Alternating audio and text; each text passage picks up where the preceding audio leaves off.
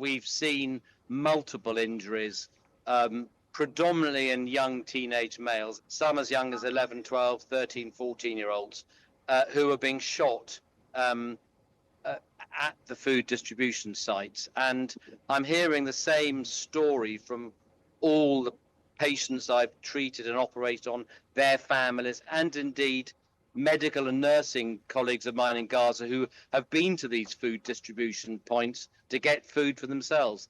And the story is the same from all of them. They're being shot by Israeli soldiers or by quadcopters, which are the remote drones being controlled by the Israelis. And they're being shot in multiple different body parts. And there seems to be a clustering of different body parts on particular days. So one day they're coming in having been shot in the abdomen. Another day they're coming in having been shot in the head or the neck. Last Saturday we had 4 young teenage males, all who came in at the same time having been shot in the testicles. So there's a very clear pattern, and it's almost as if a game is being played, that today it's going to be the head, tomorrow it's going to be the abdomen. And these injuries are devastating. I had a 12-year-old boy die on the operating table the other day from a bullet which he'd been shot by an Israeli soldier at a food distribution point and had been shot through the aorta. So appalling injuries, the like of which I would never have imagined could have happened if I were not seeing this with my own eyes. The Gaza Humanitarian Foundation say reports of deaths near their aid sites are false and accuse media outlets of reporting them as serving as mouthpieces for Hamas. What do you make of that?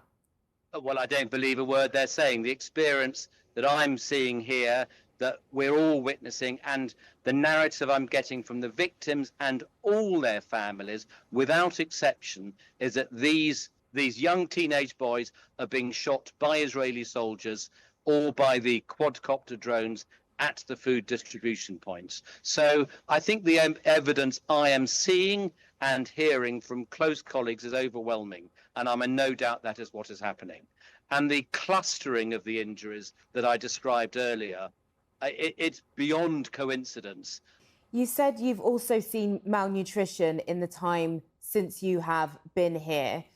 Can you tell us the extent of this and how bad it is? Yeah, it's terrible, the malnutrition. This is my 3rd trip to Gaza.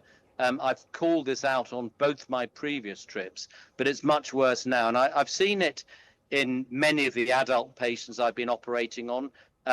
They're coming in malnourished, so their ability for their tissues to heal is severely impaired. And we're operating on sometimes very major injuries, but injuries which they'd have a very, very high chance of surviving with appropriate surgery if they were not malnourished. And of course, we've got no nutritional support to give them in hospitals. On the paediatric intensive care unit, the lack of feed is dire.